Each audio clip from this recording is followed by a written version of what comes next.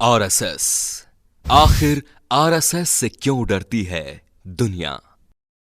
RSS यानी कि राष्ट्रीय स्वयंसेवक संघ 27 सितंबर 1925 को डॉक्टर केशव बलिराम हेडगेवार ने जिस संगठन की नींव रखी है, वो आज भारत में स्वयं सेवा, निस्वार्थ देशभक्ति और हिंदुत्व के आदर्शों को बढ़ाने वाला संघ बन चुका है। आरएसएस ने अपने आप को उस स्तर पर स्थापित कर लिया है जहां इसका समर्थन बेशुमार है और इसके विरोधी तो इसका नाम सुनते ही भाग खड़े होते हैं। लेकिन आखिर क्या कारण है कि दुनिया की सभी बुरी और हिंदू विरोधी ताकतें आरएसएस से खौफ खाती हैं? आखिर उनकी आरएसएस के सामने फटती क्यों है? आज हम आपको आरएसएस से जुड़ी 10 अनसुनी और अनजान बातों के द्वारा आपको यही बताने वाले हैं। लेकिन दोस्तों, वीडियो को अंत तक जरूर देखें और आरएसएस समर्थक चैनल को सब्सक्राइब जरूर कर लें।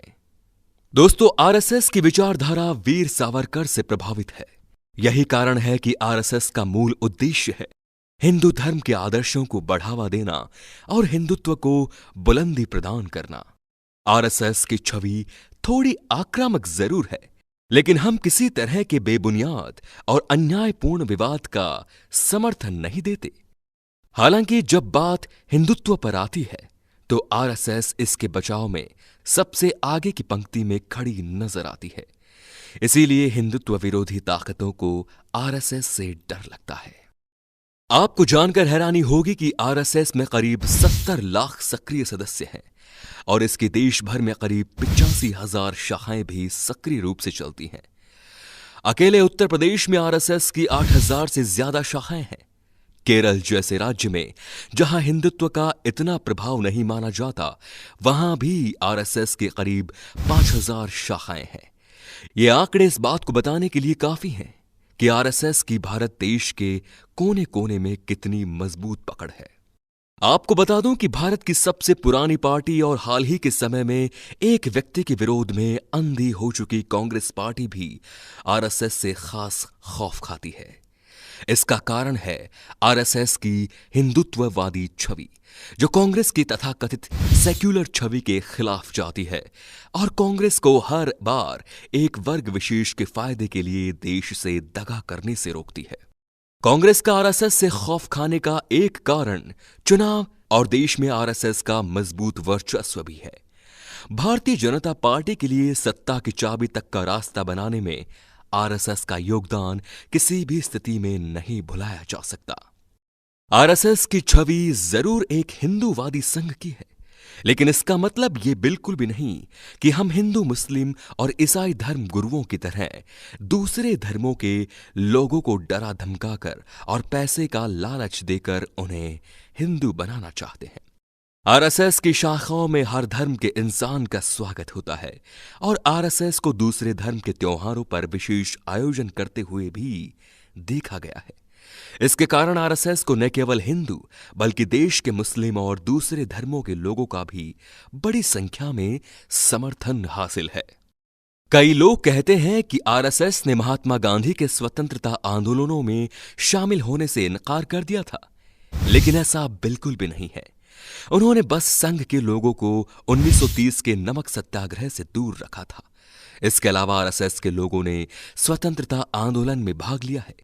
हालांकि आरएसएस न्याय के लिए अहिंसा के पथ पर तब तक चलना जानती है जब तक ये राष्ट्र और धर्म के हित में हो। नहीं तो महाराणा प्रताप और वीर शिवाजी की इस भूमि ने हमें शस्त्र उठाना भी सिखाया है। भारत पाकिस्तान के बंटवारे के दौरान आरएसएस ने पाकिस्तानी पंजाब में फंसे कई हिंदू परिवारों की जान बचाई थी। महात्मा गांधी और पंडित जवाहरलाल नेहरू ने आरएसएस की चाहे जितनी निंदा की और जितना विरोध किया, लेकिन आरएसएस ने अपने कार्यों से उन दोनों को भी आरएसएस के प्रति अपनी सोच बदलने पर मजबूर कर दिया था।